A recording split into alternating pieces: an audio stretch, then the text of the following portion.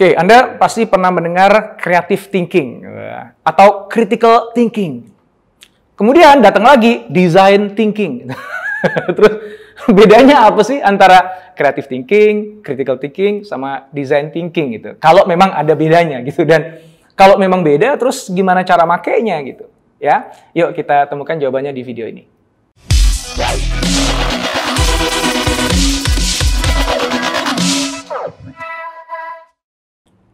Bagi kita yang baru mendengar tentang design thinking, yang mungkin terbayang pertama kali adalah semacam proses creative thinking kali ya, gitu. Terutama karena ada kata design di situ, yang biasanya kan diasosiasikan dengan kreativitas. Tapi ketika kita melihat prosesnya, ya betul bahwa kita akan melihat aspek creative thinking tentu saja. Tetapi kita juga akan melihat bahwa proses tersebut juga menuntut kita untuk berpikir secara kritis, terutama terkait dengan customer. Maka mungkin kita jadi bertanya gitu ya, jadi design thinking itu sebenarnya masuk ke yang mana sih? Sebenarnya itu kategori creative thinking atau critical thinking gitu. Nah jawabannya ternyata nggak kedua-duanya. Karena bisa dibilang design thinking itu berada di tengah-tengah dari kedua kategori tadi. Nah inilah yang menjadi keindahan dan juga kunci kesuksesan dari proses design thinking itu sendiri. Kenapa? Karena design thinking mengharmonisasikan antara kreatif dan critical thinking sehingga menjadi sebuah kategori yang benar-benar berbeda. Pertanyaannya seperti apa perbedaannya?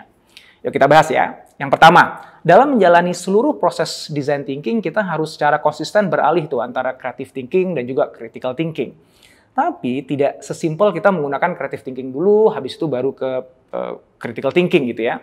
Kenapa? Karena dalam design thinking itu kita harus bolak-balik tuh prosesnya tuh, sehingga ya kadang-kadang kita menggunakan keduanya secara terus-menerus ya. Contoh misalnya, saat tahap empathize di design thinking, kita tuh kan harus berpikir kreatif ya supaya bisa lebih eksploratif saat menggali informasi dari customer. Kemudian di tahap define kita harus berpikir kritis tuh supaya mampu mengartikulasikan masalah utama dari si customer dengan tepat dan tajam. Nah, kemudian saat mengawali proses ideation ya, kita harus berpikir kreatif lagi. Kenapa? Supaya kita bisa melahirkan berbagai macam kemungkinan solusi yang nggak konvensional. Namun, di akhir proses ideation tadi, kita pun harus berpikir kritis lagi untuk mengambil keputusan terkait solusi terbaik dengan menggunakan beberapa kriteria yang spesifik. Nah, selain dari itu semua, tahapan-tahapan dari design thinking itu kan sifatnya dinamis ya, nggak linear gitu. Seringkali, jadi kita harus bolak-balik tuh, memainkan tahapan-tahapannya ya. Jadi, kita sebenarnya harus siap tuh untuk bisa beralih tuh antara critical thinking dan juga creative thinking kapanpun dibutuhkan.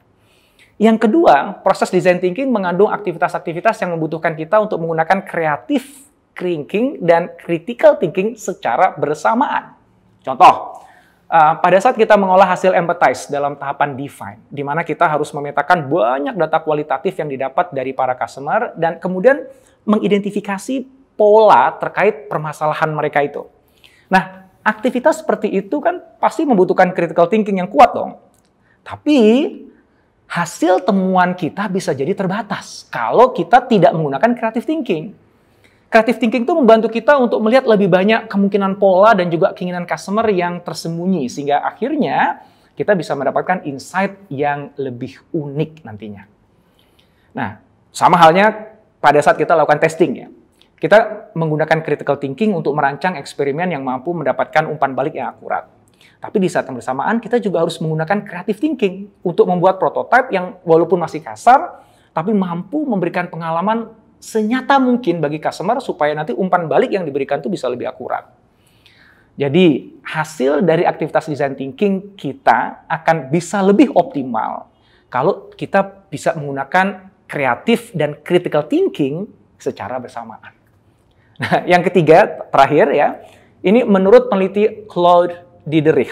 Ya, dia mengatakan bahwa design thinking itu yang mengkombinasikan antara kreatif dan critical thinking itu akhirnya membentuk sebuah pola pikir yang baru ya, yang disebut dengan abductive thinking atau pemikiran abduktif.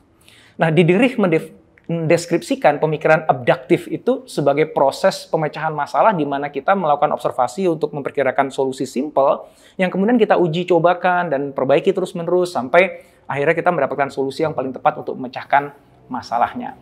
Nah, proses berpikir unik yang seperti inilah yang kemudian membuat design thinking jadi berbeda dari sekedar kreatif atau critical thinking. Nah, dengan 3 penjelasan tadi, saya harap Anda bisa melihat ya betapa menariknya design thinking dalam mengintegrasikan kreatif dan critical thinking ke dalam satu kerangka berpikir dengan sangat optimal. Sehingga mudah-mudahan Anda jadi nggak sabar untuk segera ingin mempraktekannya.